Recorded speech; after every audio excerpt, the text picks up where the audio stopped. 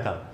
आगे बात करते हैं, एक किताब है दोस्तों जो कि हमारे पहले चीफ इलेक्शन कमिश्नर हुआ करते थे, है ना, और टी.एन. श्रीसेन जो कि बहुत ही फेमस रहे। टी.एन. जो ये चीफ इलेक्शन कमिश्नर ऐसे इलेक्शन कमिश्नर है जिनसे सारे पॉलिटिकल लीडर भी डरते थे। ये एक ऐसे लोग, ऐसे पर्सन थे जो बहुत ही स्ट्रिक्ट थे अपने इलेक्शन के rules and regulation, code of conduct को लेकर। इन्होंने अपने टाइम के ऊपर जो है कई सारे फाइन लगाए, कई सारी रैलियां रोकी जो कि गलत तरीके से करी गई।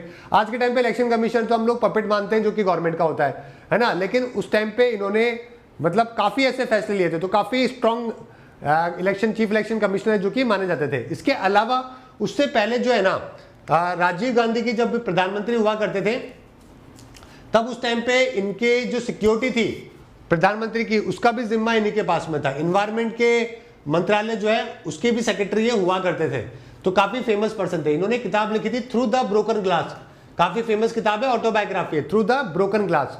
तो उसके अंदर जो है इन्होंने बताया था कि जब प्रधानमंत्री राजीव गांधी नहीं रहे थे तब उस टाइम पे इन्होंने बोला था उनको कि भाई आपको जो है वो एसपीजी की सिक्योरिटी मिलनी चाहिए, जो फॉर्मर प्रधानमंत्री है उनके परिवार और उनको भी सिक्योरिटी मिलनी चाहिए। लेकिन राजीव गांधी ने मना कर दिया, ये बोल के नहीं, अगर हम लोग ऐसा करेंगे कि हमें प्रधानमंत्री नहीं रहने के बाद में भी अगर सुविधाएं मिल रही है तो ये सेल्फ इंटरेस्ट का माना जाएगा, एक तरीके से पैसे का वेस्ट होगा और ये सही डिसीजन है जो कि नहीं है। जबकि इन्होंने काफी बोला था, और एक्चुअली यूएस के जो प्रेसिडेंट थे ना वहां पे भी ऐसा होता है, उनके भी फॉर्मर प्रेसिडेंट को फैमिली को सिक्योरिटी मिलती है।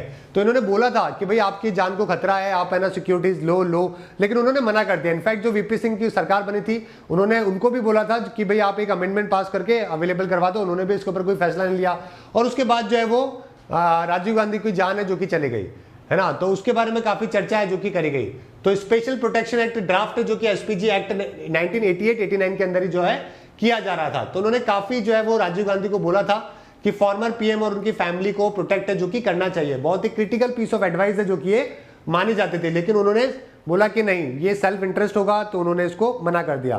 तो उसी के बारे में जो है यहाँ पे बताया गया है ना। कई बार ऐसा होता है कि कई सारे लोग हैं जो कि ऐसे बोलते हैं कि वीपी सिंह की जो गवर्नमेंट थी उन्होंने जानबूझ के ऐसा नहीं किया था। तो इस किताब के अंदर यही बताया गया कि ऐसा नहीं था कि वीपी सिंह गवर्नमेंट ने जानबूझ के नहीं किया, राजीव गांधी ने भी नहीं किया, और फिर वीपी सिंह की गवर्नमेंट तो अपोजिशन में थी, तो उन्होंने जब उनके पास सत्ता आई तो उन्होंने तो बिल्कुल भी नहीं किया। और उसके बाद में जो है वो देखने को मिला, उन्होंने इसके ऊपर जो है वो अपने एस्ट्रोलॉजी हॉरोस्कोप का भी रेफरेंस जो कि दिया है कि मैंने उनका हॉरोस्कोप एस्ट्रोलॉजी देखी थी, उसके अंदर भी जो है काफ़ी उनके जो स्टार्स थे उसके अकॉर्डिंगली भी जो है उनका टाइम सही नहीं चल रहा था, ये सब भी जो है इन्होंने बताया है।